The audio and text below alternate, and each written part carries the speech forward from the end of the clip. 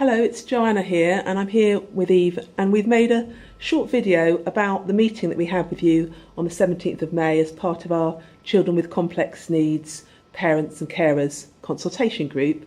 And the idea is this gives you a bit of an overview of the main themes that people talked about then, and it complements the report that we sent you. So we thought there were 7 main themes that people talked about: appointments, communication, home visits, relationships, the parent or carer as a therapist, the personal approach, and carers with additional needs. So I'm just going to go through each of those now very briefly, just to tell you what we think the main ideas were that came out of those themes. So first of all, appointments. We heard about the difficulty of appointments that were a long distance from your home and the costs and the time that it takes to go to those appointments. And parents would like more choice in terms of the date, the time and the location of the appointments. Many appointments were in London and further afield, and that can cause lots of difficulties in terms of getting there on time. So it's about making appointments convenient for families. Things like cancellations at the last minute can be very difficult, so it's about trying to avoid those. And ideally reducing the number of appointments that you have, maybe thinking about possibly having more than one service coordinate so that they can come to you at the same time, and reduce the number of times that you have people coming to see you or need to go to see them. The second theme we thought people talked about was communication. So the tone of the letters that you receive, sometimes that can be a bit punitive, you said. Sometimes it would seem as though it was saying that if you don't come to this appointment, then the services won't be provided any longer for you. And they were also quite general and generic, so not very personalised to you and to your child.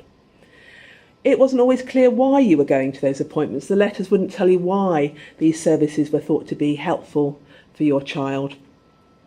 And we also heard about jargon, letters not being very easy to understand because of jargon, and also sometimes therapists using jargon that changed quickly, the different terms for things, and it was hard to keep up.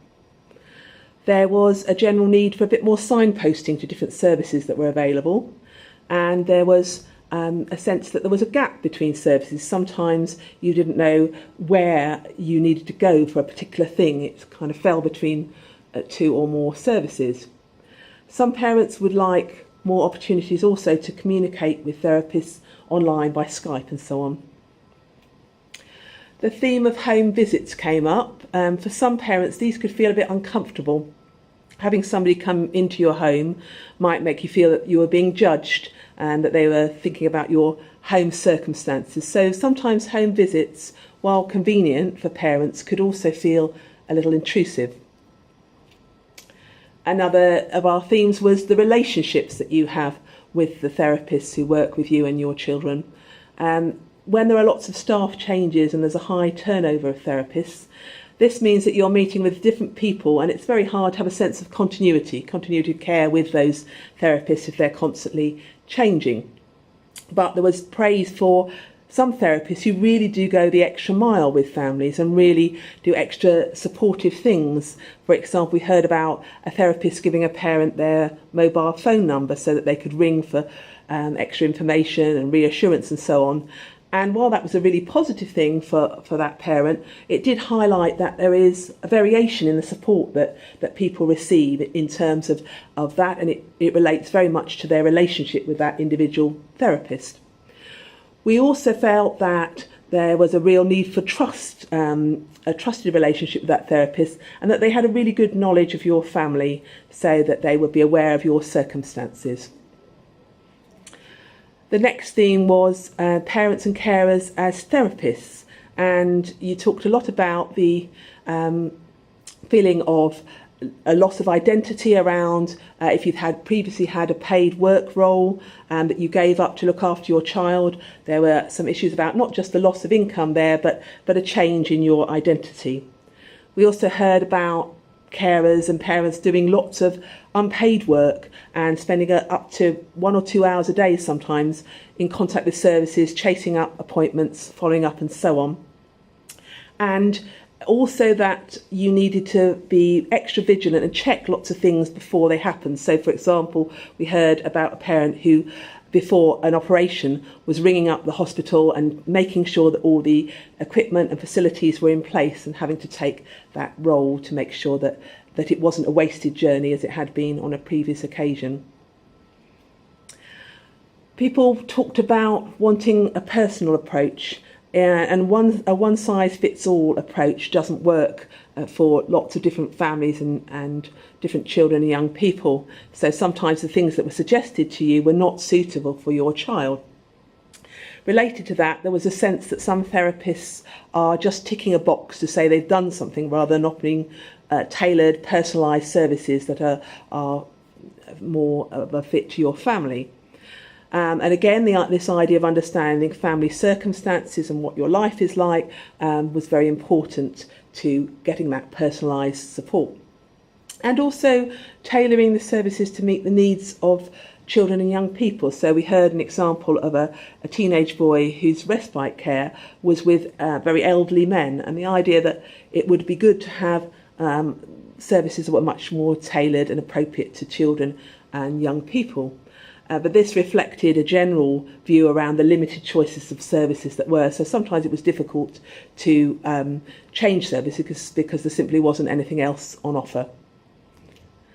And finally, our seventh theme was carers with additional needs. And so people talked about the assumptions that were made by professionals and by services that everyone has access to a computer and access to the internet, and also that people have the IT skills to be able to use their computer and internet for setting up travel arrangements, appointments, getting information and so on.